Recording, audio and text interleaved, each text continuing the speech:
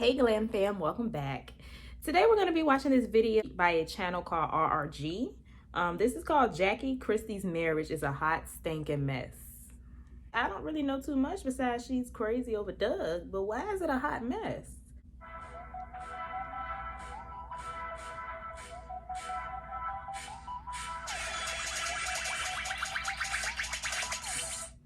Jackie Christie is known for being the rather cuckoo star of Basketball Wives. Since 2011, viewers have gotten a front row seat to watch her stir the pot.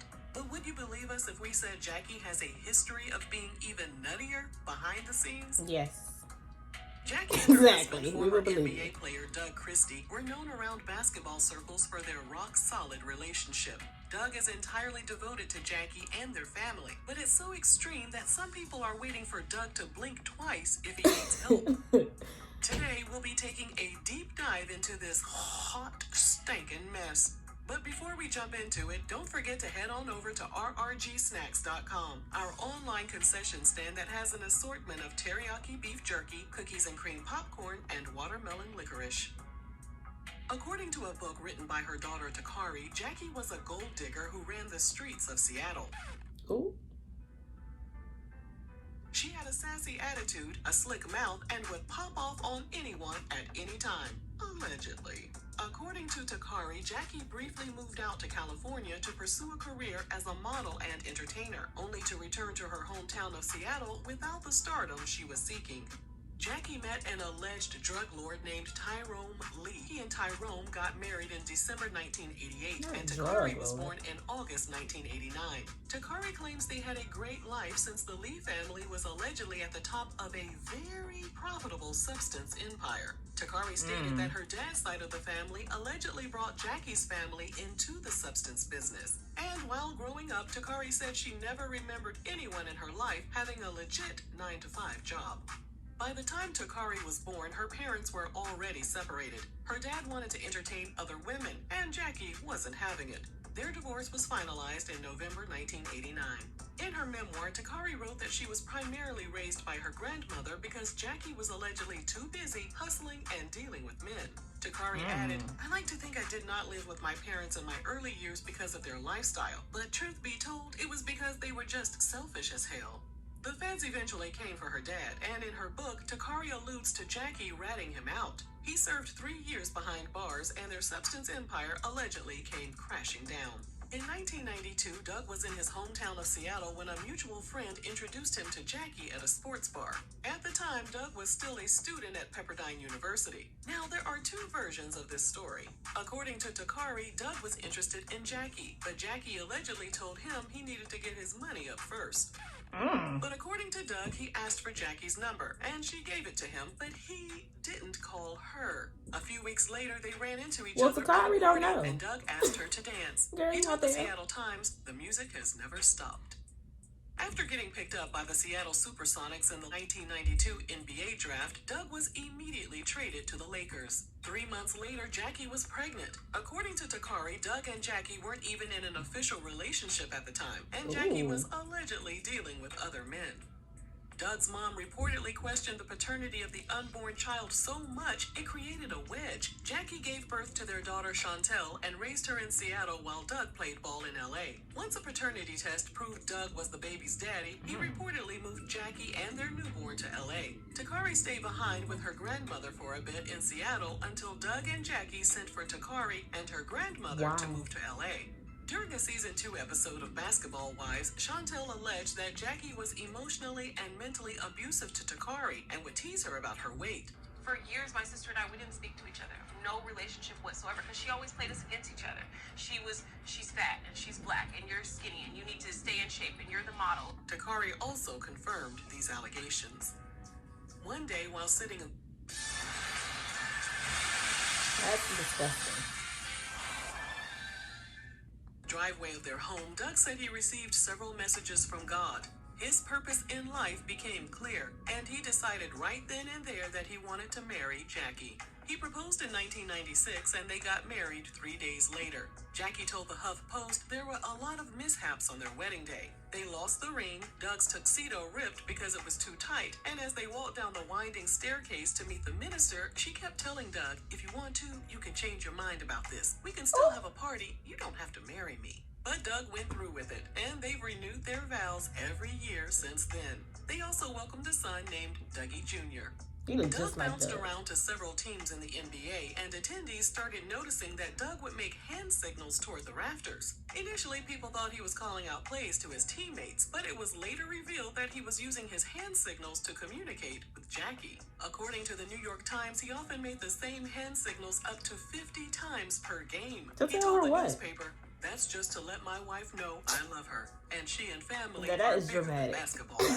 Jackie would return the gesture by making hand signals of her own. She told the Times she had a signal to let Doug know he needed to smile while he was on the bench, and another signal would tell him he needed to drive the ball to the hole. Now I'd be irritated at this She point. told the Washington Post she loved being Doug's support system. That meant having his back when he was on the court and giving him foot rubs and sexy strip teases off the court. Jackie traveled to the team's away games and sat right next to Doug on the team's airplane. When they traveled by bus, she would ride behind them in her car and reportedly spoke to Doug on his cell phone the entire time She until the is team arrived nuts. at their destination.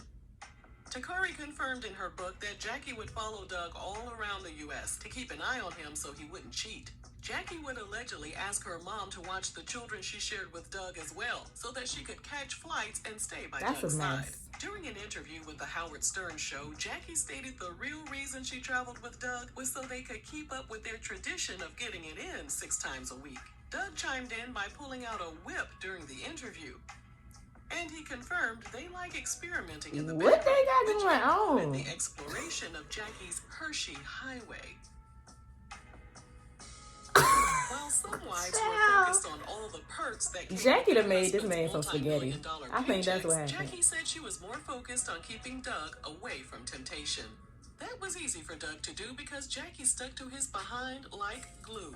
She arrived at games with him and left with him afterward. When the locker room was closed to outsiders, she would have an attendant pass Doug little notes so he would know she was close by. And Doug would write a reply and send a note back. In an interview, Doug admitted that during his basketball career, he didn't look at other women. He avoided all dialogue and didn't He was even probably make eye scared. contact. He added that since they'd been married, Jackie was aware of every single conversation he ever had with a member of the opposite sex. By this point, you're probably wondering if Doug was a willing participant in all this madness. According to him, he loved all of their little rituals. He said, "I choose this. There is nothing out there for me to want or try to go after. That's not what I'm trying to be about." When Doug played I for don't the believe Toronto Raptors, Jackie was apparently off the chain with her antics. She told the Times, "I just felt I needed to protect my territory in the beginning, so I had a lot of issues." So what was she doing exactly? Well, she reportedly confronted a female fan who wanted an autograph and a kiss from Doug. Jackie, who described the fan as being young and pretty, told the Times, "A security guard grabbed her, but I put my hand up and told her to back off really loud. It scared me because my voice sounded like a demon." Child, somebody should have called an exorcist. And then Jackie noticed that the women working for the organization went into the locker room to distribute statistics after the games. And that was a big no-no to Jackie my because Doug goodness. was in there changing out of his sweaty This uniform. lady is she so made Doug insecure, separate it's himself sad. from the team, and he started changing in an adjacent room. When the Raptors traded him to the Sacramento Kings at the end of the 2000 season, an anonymous Eastern Conference team official told the New York Times that they had warned the Kings about obtaining Doug because some of the issues Jackie had caused in Toronto. Well, Now, the Kings Jackie. decided to give Doug a chance either way. Now she During messing an with the October career. 2002 preseason matchup against the Lakers, Doug got into a little on-court scuffle. And Jackie with Rick ran on the Buggs. court with her As the purse. players migrated off the I court remember and that. into the tunnel, Rick and Doug went at it again. And then, like a bat out of hell, Jackie ran into the mix with her purse cocked and ready to give Rick the business. Oh my goodness. It was at that moment that the press realized Jackie wasn't a typical basketball wife that cheered her man on from the stands and kept a low profile. Jackie was always ready and willing to throw them bows and protect her cane. How do they be That letting her same do year, all a of this? media relations manager Get for on the the organization stage, go said in the she was locker let room. go after she left a work-related message on the Christie's home phone. The woman later filed a lawsuit against the team, Doug, and Jackie. According to the Christie's publicist, the case was dismissed, but we're unable to confirm this information. In response to the negative attention she This is crazy. This lady is crazy. Only at Total Wine and More was receiving in the press, Jackie took to her personal website to share her list called the Haters Club.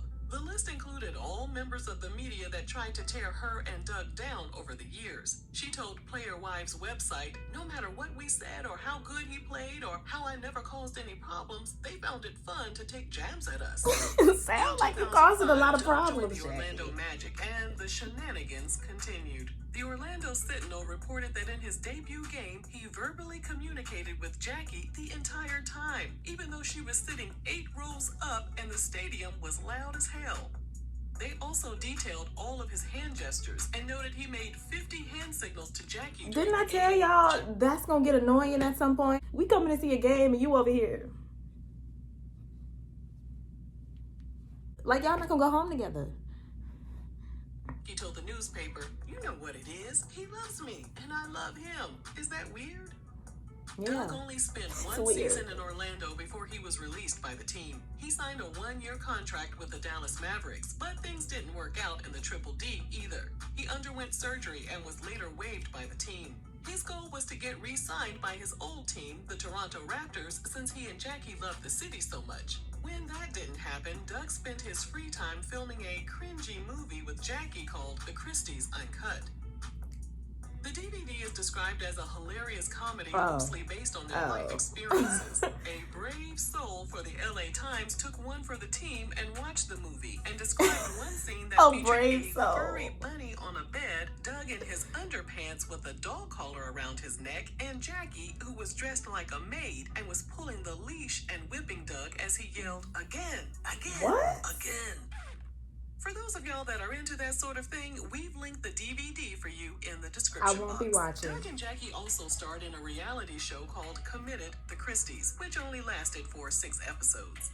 After a 2-year break, Doug signed a 10-day contract with the Los Angeles Clippers in 2007. As soon as it was reported that he was headed to La La Land, the LA Times unleashed a report, and it was all about Wacky Jackie. A journalist from the newspaper observed that Jackie purchased seats opposite the Clippers bench so she could keep an eye on her husband and communicate with him.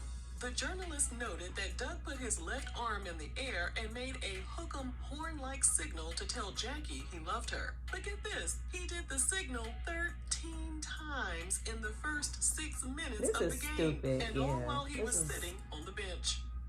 Did she have voodoo He woman's later name? told the newspaper, I love my wife, and when basketball is over, I will have a wife that I love, and I will go off into the sunset with her and my children. Well, after signing a second 10-day contract, Doug parted ways with the team, and he was free to spend every second of his day with Jackie. The quirks of their relationship flew under the radar up until Jackie joined Basketball Wives in 2011.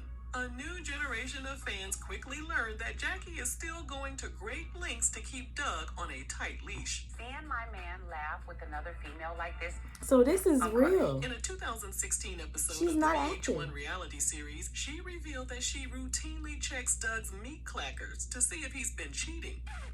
When TMZ asked her to explain, Jackie stated, if it's emptier and they're little and they shrivel up, then they've been emptied somewhere.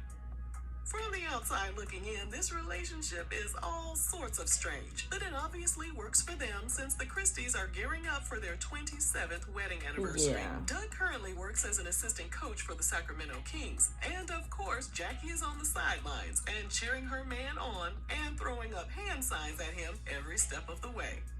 If you enjoyed this video, let us know down below, and thanks for watching. I didn't know it was that bad. I do commend Jackie for having a long-lasting marriage, but if that's what you gotta do, I'm good. Wow. I didn't think I was gonna be shocked because I already knew Jackie was crazy, but here I am shocked. I personally think she probably like made him some spaghetti the first night they met. No, let me stop because it's somebody for everybody. Let that be proof that there is somebody for everybody. But yeah, y'all let me know what y'all thought about that in the comment section down below. Stay happy, healthy, and all of that good stuff. And I will see y'all in my next video. Bye.